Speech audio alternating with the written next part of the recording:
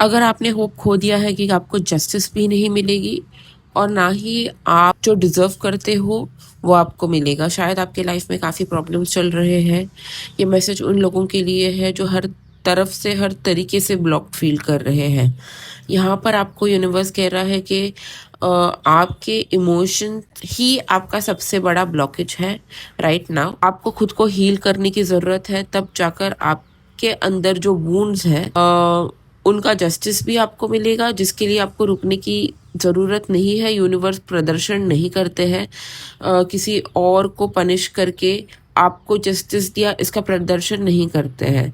ना ही आप किसी के लिए पूरी ज़िंदगी रुक सकते हो उनके साथ ये देखने के लिए कि अरे उनको कब जस्टिस मिलेगा, जब जस्टिस मिलेगा तब मैं जाऊंगी, क्योंकि मुझे देखना है कि उनको जस्टिस कैसे मिला है। यूनिवर्स को जब जस्टिस देना होता है, जिस तरीके से देना होता है, जहाँ पर सबसे ज़्यादा हर्ट होता है यूनिवर्स को पता है, एंड यूनिवर्स कर्मा देते हैं। ऑलराइट, ये सबसे पहली मैसेज है आपको कि आपको खुद को हील करना है आज के दिन।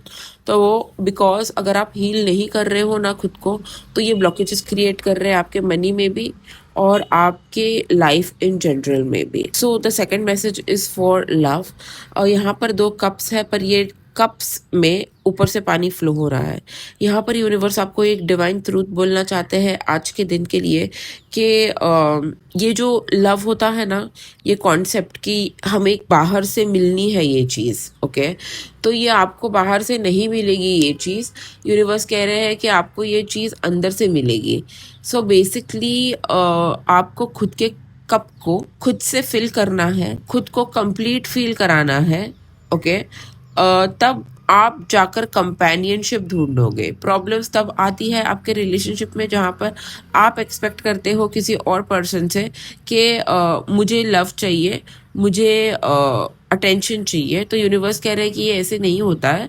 आपको लव तभी मिलेगा, आपको ब्लिस ऑफ लव अंदर से एक्सपीरियंस होगा। इट इज जैसे कि वो एक्लेयर का ऐड है ना, बेटा मन में लड्डू फूटा, वो लड्डू अंदर से फूटना चाहिए, ठीक है। वो ब्लिस अंदर से आपको एक्सपीरियंस करना चाहिए, तभी ही बाहर आप किसी के साथ एक पीसफुल रिलेशनशिप में एग्जिस्ट कर पाओगे।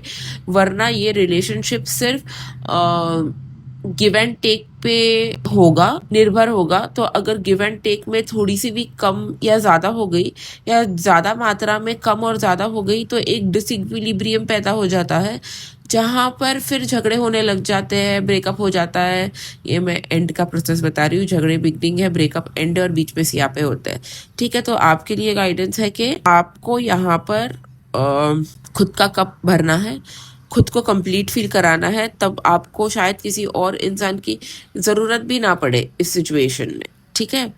फिर आप किसी के साथ रिलेशनशिप में तब रहोगे सिर्फ कंपेनियनशिप के लिए। वो इंसान का रोल नहीं होगा आपको खुश करने का या आपको फुलफिल करने का। ये फाइनेंसेस के लिए मैंने कार्ड ड्रॉ किया था आपके लिए, ठीक है। 4 ऑफ पेंटिकल्स का कार्ड आया है जो बताता है कंट्रोल, जो बताता है possessiveness, control on money. Possessiveness on money मतलब कि अपना धन किसी और के साथ शेयर नहीं करना, ठीक है।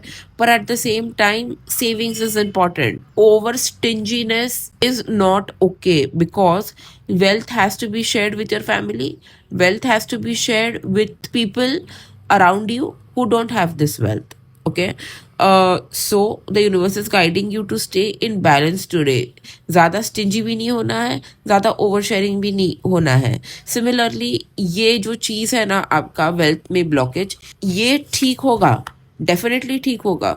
वेल्थ आएगा, मनी आएगा, अपॉर्चुनिटीज आएगी। 4 ऑफ वॉन्ड्स की कार्ड आया है क्लैरिफिकेशन में, मैंने क्लैरिफाई किया है 4 ऑफ वॉन्ड्स के कार्ड से। बट कब आएगी?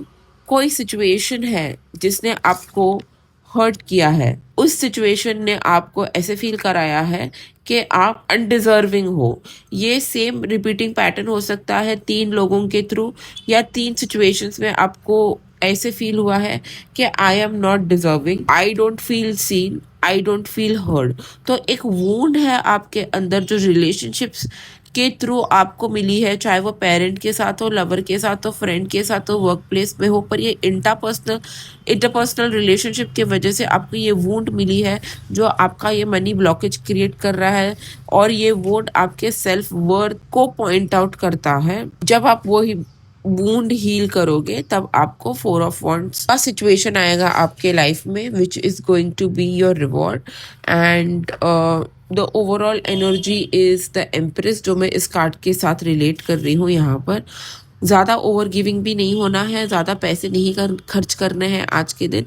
लाविश थिंग्स पर कंट्रोल में स्पेंडिंग कीजिए, ठीक है। शॉपिंग जाओगे तो कंट्रोल में करना, किसी को हेल्प करना है तो कंट्रोल में करना, ठीक है।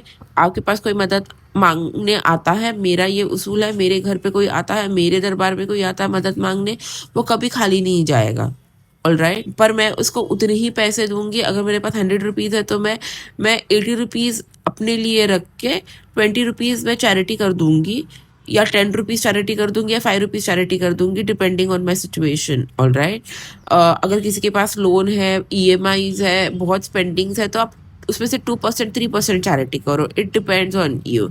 बाकी का आप 40-50% सेविंग करो, वो 10-20% आपका एक्सपेंसेस में जाए और बाकी का पैसा आप सेविंग में डालो, या तो फिर आप एक्सपेंडिचर करो, आप खुद पे खर्च करो, इन्वेस्टमेंट करो आपके बिजनेस में, so on and so fourth. तो कार्ड्स बेसिकली आपको कह रहे हैं कि सोच समझ के आपको आज खर्च करना है विथ रिस्पेक्ट टू लव। सोच समझ के, अगर आपके पास सपोजिंग किसी को देने के लिए 50% है आपके पास, सिर्फ आपके खुद के अंदर 50% लव है, कोई आपको आके पूछ रहा है कि मुझे 50% लव पूरा चाहिए आपसे, पर ये आपका कप तो खाली हो जाएगा, प्रॉब्लम नहीं है, आप उनको दे दो 50%। पर क्या आपको वो टेक्निक और तरीका आता है दोबारा इंस्टेंटली आपका कप फिल करने में? आता है तो दे दो, फिर आप इंस्टेंटली आपका कप फिल कर देना, ठीक है। आप दिलदार तब बनो, हाथ खोल के तब दो जब आपको आता है इंस्टेंटली आपका कप फिल करना या आपका पर्स फिल करना। नहीं है तो पहले, जैसे एयरक्राफ्ट में बोलते हैं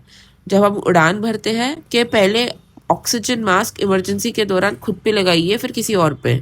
तो पहले ऑक्सीजन मास्क यहाँ पर दोनों सिचुएशंस में खुद पे लगाइए, ठीक है, फिर जाके दूसरों पे लगाइए, वरना आप पूरी जिंदगी खुद को हील करते ही रहोगे, वुंड्स होती ही रहेगी और ये ब्लॉकेजेस क्रिएट करेंगे आपके मनी में।